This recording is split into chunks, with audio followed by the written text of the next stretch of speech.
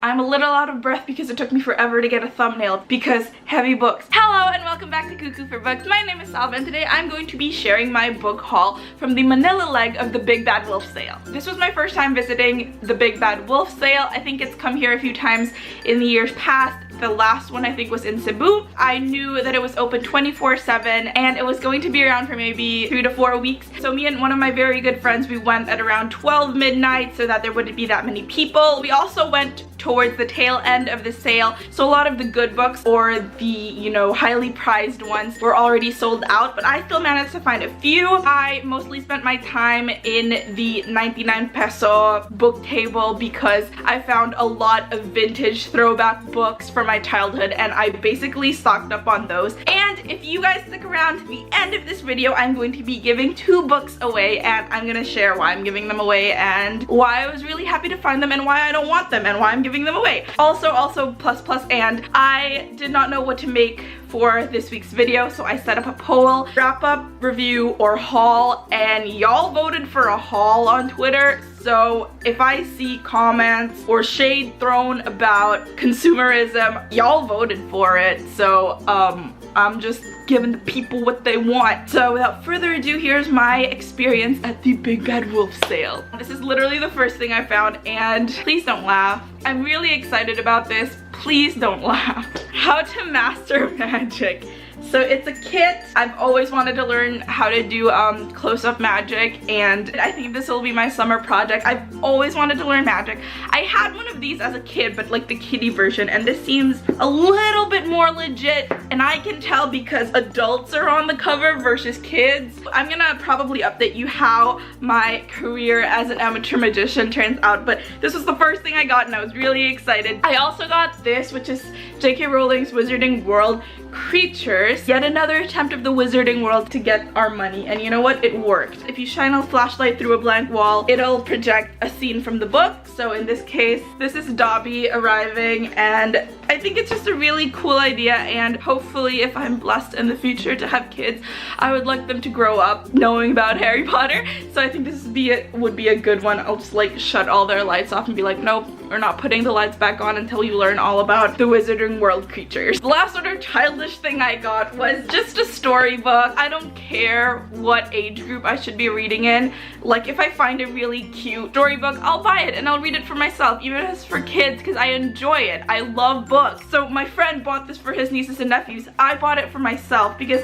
there was just something so calming about it. It's called Under the Same Sky. It just takes you through the world. It's a simple storybook, but I think it's just basically about how we're all under the same sky and we all love the same and we all have the same emotions running through us. And I really like the artwork. Something to relax. We don't always have to be reading high fantasy and dystopian books, you know. Sometimes a nice storybook will put us to bed right away.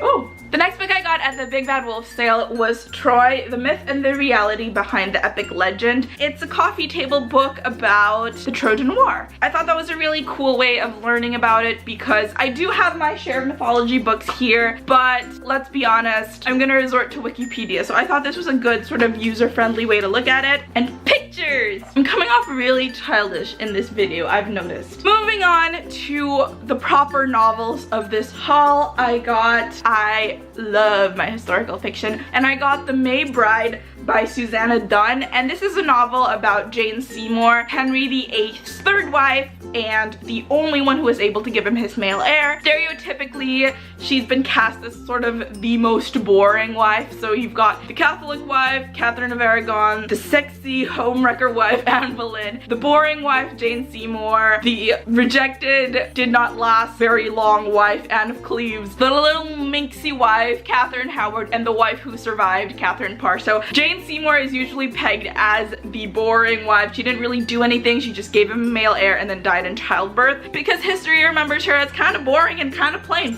Jane. There aren't really a lot of historical fiction novels written about her, so when I saw one, I quickly snapped it up because this is only the second book of hers I've ever heard of. Another new book I found for myself was called Sorority by Genevieve Sly Crane. It's a general fiction that takes place in a sorority house. You know, it's your typical everything looks perfect outside but darkness lies beneath kind of book. Fun fact, not a lot of people know, before I quit college, a story for another time, I was actually part of a sorority, Tri Delta, and I only lasted about a semester. So I did the informal rush, I was initiated, and then we were let out for the summer, and I never went back to school. So I was in a sorority for about 3 months. But I loved the experience, and I feel like I got a little sort of sampler into what it was like. So I'd like to read what it was really like. We didn't have sorority houses at the university I was from, so I'm really excited to read a book all about it. The next book I got was The Maid by Kimberly Cutter, and this is a historical fictional novel about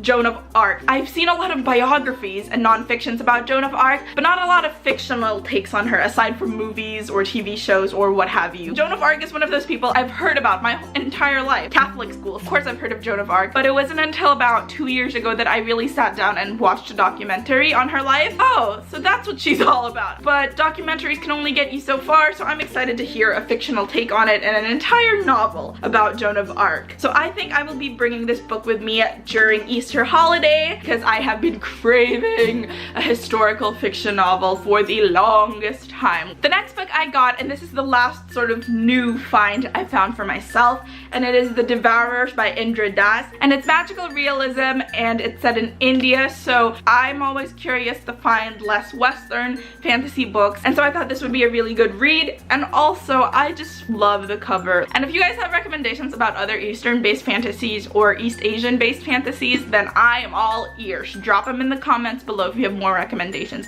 I love Western based fantasies, but I always think we could use more diverse fantasies as well. The rest of this haul are going to be books that I found in the 99 peso table pile, but they are the ones that warmed my heart the most. The first book I saw, it was published in 1999, and it is the 3rd edition. It is Margaret Peterson Haddix's Just Ella. I remember seeing this book throughout my grade school years in the library. I couldn't go anywhere without passing by this book in bookstores. I actually already do own this. It's way up there, and I will be damned if you will ask me to climb a ladder in this heat, so I'm not going to show it to you. I'm probably going to show a picture of the edition I have. The one I own, it's not illustrated and hardbound like this. It's a mass paperback with a model on the cover. So to find an old illustrated version of it, it is really cool. I haven't read this in ages. Even the cover just really evokes that old vintage fairy tale feel, so I was really happy. I couldn't believe I found this there. Another multiple edition book I've picked up would be,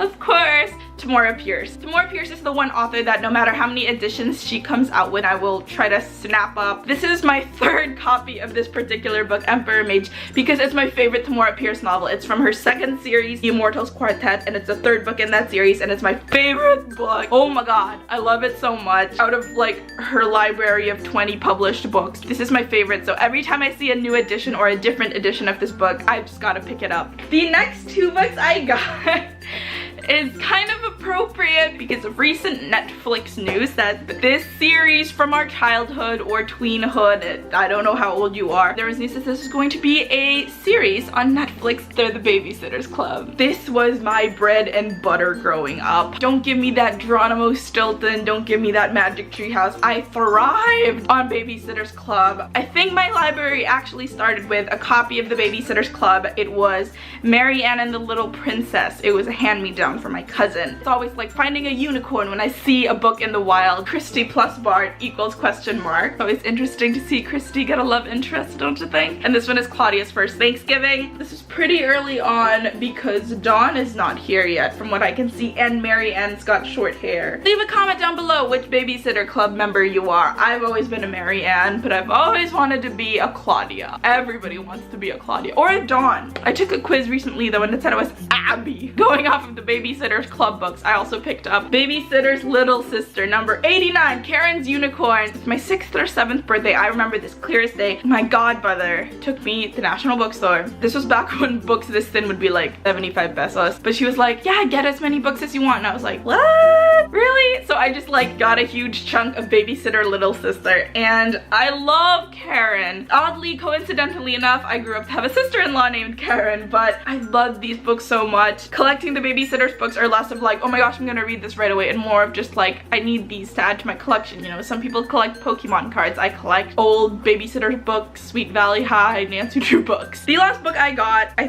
think this is probably my favorite purchase. I just mentioned this author in my Underrated Fairytales video that I'm gonna leave a link down below if you want to watch that, you know. Remember that video because it comes into play with the giveaways. It is Princess Academy by Shannon Hale. Princess Academy, I think, was her big leap into mainstream publishing. I have read all of her middle grade novels, except for the one that started it all, Princess Academy. You know it's old school when it's got the Newbery award on it, embossed on it. This would be the, let me check. So this is the first US edition. And this one I think I really do want to read right away just because I love Shannon Hale. I love her to bits. I think this was the find at Big Bad Wolf that I was most like, oh my gosh, I have it. I can't believe I have it. I'm super happy I found this. That about does it for the books I'm keeping in my library. And now let's move on to the giveaway. Not too long ago, I made this video called Underrated Fairytales, and it's basically me recommending fairy tale retellings that aren't Beauty and the Beast. I had mentioned these two books. Now, these two books have been published within the last 10 years, I'd say, but they're really difficult to find in mainstream bookstores. You would have to order it online, but I love them so much. And then I found copies, and I was like, especially here in the Philippines, not everyone has access. Even I don't get to buy off of Amazon here or online. So these two books would be impossible to find in bookstores nowadays, let alone the Philippines. These are two of my favorite retellings ever published, and so when I found them there, I was just like, I'm getting this, I'm giving this away, because probably not a lot of people would have the opportunity to read these two books. Ice by Sarah Beth Durst and Dark Shimmer by Donna Jo Napoli. This was #1 on my Underrated Fairytales video, guys, and it was just a complete coincidence that I found it at the Big Bad Wolf sale, and it's almost impossible to find them, so I was like, I'm gonna give these away, have you guys have the opportunity to read them because they are really beautiful. Giveaway rules. I will be opening it up to US and Philippines only. I'm so sorry if you don't live in the US or the Philippines, but just like shipping wise, it's really complicated to go international. All you have to do is subscribe to this channel and then leave a comment down below on this here video what your favorite fairy tale is. April 30 is the deadline. April 30, 2019. And that about does it for my Big Bad Wolf book haul. You can follow me on my other bookish adventures on Twitter at Cuckoo for Books and on Instagram at Cuckoo for Books and at Salva Villarosa. Please subscribe, and I will see you guys very soon. Bye, guys!